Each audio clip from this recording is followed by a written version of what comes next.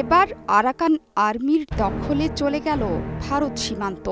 বিদ্রোহীদের শক্তিমত্তা নিয়ে রীতিমতো ভয়ে কাঁপাকাঁপি অবস্থা দেশটির কর্তা ব্যক্তিদের। এই বিস্ফোরণ ঘটল এমন এক সময়ে যখন বিদ্রোহীরা সেভেন সিস্টার্সের মণিপুর লাগোয়া মিয়ানমারের চীন প্রদেশের দখলের ঘোষণা দিল। এই নিয়ে ভয়ে তটস্থ ভারতীয় গণমাধ্যমগুলোতে চলছে প্রতিবেদন প্রকাশের হিড়িক। শুরু হয়ে গেছে তুমুল শোরগোল। ভারত সংলগ্ন এই সীমান্ত এলাকা থেকে এরই মধ্যে মিয়ানমারের জান্তা বাহিনী পালিয়ে গেছে।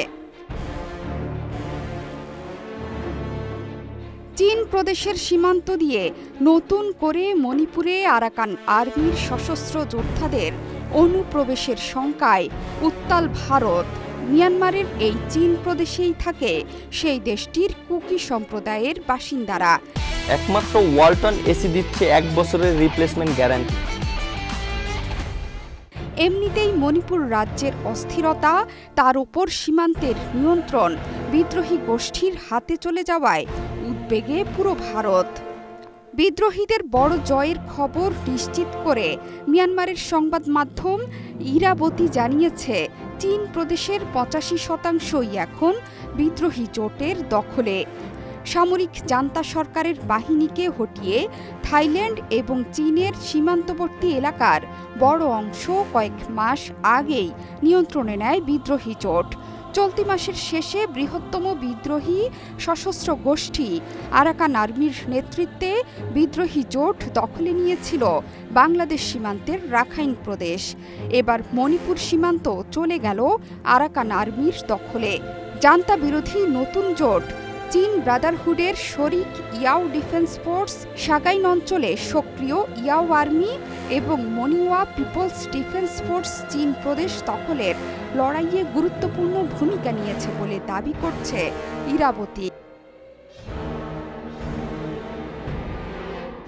2021 সালের ফেব্রুয়ারিতে অভ্যুত্থান ঘটিয়ে গণতান্ত্রিক আন্দোলনের নেত্রী অং সান সুচির দল ন্যাশনাল লীগ ফর ডেমোক্রেসির নেতৃত্বাধীন সরকারকে উৎখাত করে মিয়ানমারের সামরিক বাহিনী।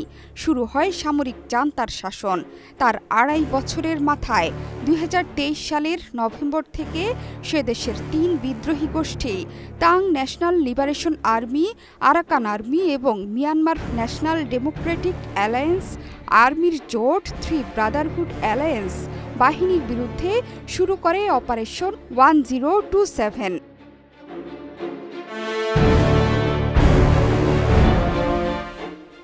পরবর্তী সময়ে জান্তা বিরোধী যুদ্ধে সামিল হয় চীন ন্যাশনাল আর্মি এবং Chinland defence force, Kachin liberation defence force এবং সুচির সমর্থক স্বঘোষিত সরকার ন্যাশনাল ইউনিটি গভর্নমেন্ট এর সশস্ত্র বাহিনী পিপলস ডিফেন্স ফোর্স। বিদ্রোহীদের মদতপুষ্ট রাজনৈতিক গোষ্ঠী দ্য ইউনাইটেড ওয়া স্টেট পার্টি এরই মধ্যেই কয়েকটি মুক্ত এলাকা শাসন শুরু করেছে। অন্যদিকে নতুন জোট চীন ব্রাদারহুড গঠিত হয়েছে চলতি বছরের শেষে।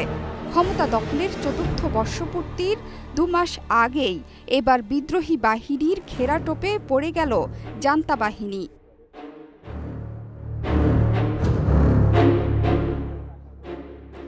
ইরাবতীকে ব্রাদারহুডের মুখপাত্র ইয়াও ম্যাং বলেন, দক্ষিণ চীন প্রদেশ জান্তার কবল থেকে মুক্ত করেছে তারা। এখন শুধুমাত্র প্রদেশের উত্তর দিকে থাকা ফালাম এলাকায় কিছু জান্তা বাহিনী আছে। সেখানেও জোর হামলা চালিয়ে যাচ্ছে ব্রাদারহুড। এই ব্রাদারহুডের অধীনে আছে ইয়াও ডিফেন্স ফোর্স, ইয়াও আর্মি, মনিওয়া পিপলস ডিফেন্স ফোর্স নামের 3টি সশস্ত্র সংগঠন।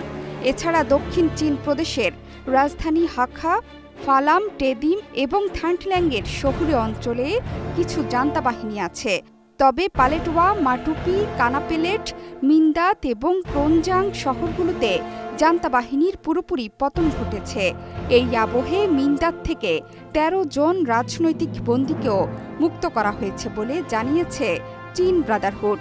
এর আগে গেল আগস্টে চীন সীমান্তবর্তী শান প্রদেশের রাজধানী লাসিওতে অবস্থিত উত্তর পূর্বাঞ্চলীয় সামরিক কমান্ডের নিয়ন্ত্রণ নিয়েছিল বিদ্রোহীরা।